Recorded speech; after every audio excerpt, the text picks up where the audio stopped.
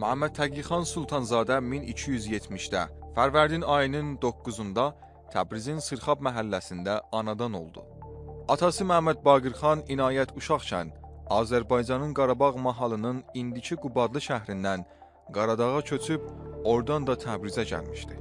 Pesyan Tehranda ikən Təbriz məşrutəçiləri ilə görüşdüyü onun yaşamında təsirsiz olmayıb və onu azadlıqsevər bir insana çevirə bilmişdi. 20 yaşlı Pesyan jandarmeridə işə başlayır və bir çox şəhərlərdə millətin qanını şüşəyə tutmuş yağilər və xanlarla mübarizə aparır. İşğalçı Rus və İngilis qoşununa qələbə edən Pesyan yaralanıb müalicə üçün Almana gedir. Orada təyyarəçilik məktəbinə daxil olub və İranın ilk xələbanı olaraq adı tarixə keçir. Məhəmməd Təqixan soy adı Sultanzadə olsa da, öz elinin adı Pesyan ilə şöhrətə çatmışdı. İlk təhsilini Təbrizin Luğmaniyyə mədrəsəsində alıb, fars və ərəb dillərini öyrənmişdi. Sonra Tehranın Nizami mədrəsəsinə daxil olur.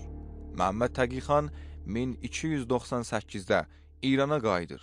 Həmən il Xurasana jandarmeri rəisi unvanında göndərilir. Məhəmməd Təqixan Pesyan Xurasana gəldikdən sonra orada yaşayan Azərbaycan tacirləri və Xurasan türkləri ilə dostluq qatıb və hər zaman onları özünə vəfalı qardaş adlandırırdı.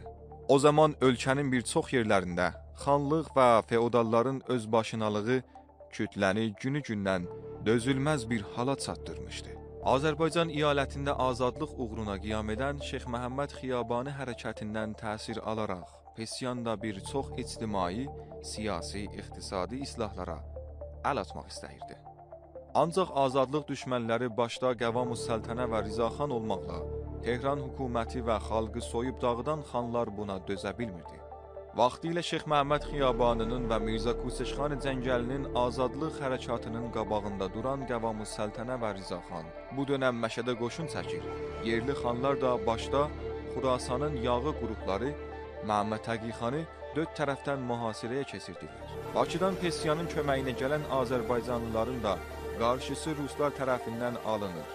Kolonel müxaliflərinin qabağını almaq üçün gecə ilə Qoçana sarı gedir. Cəfərabadın Davudlu təpələrində döyüşür, ordusunun nəfər və silah azlığı Pesyanı zor bir durumda qərar verir.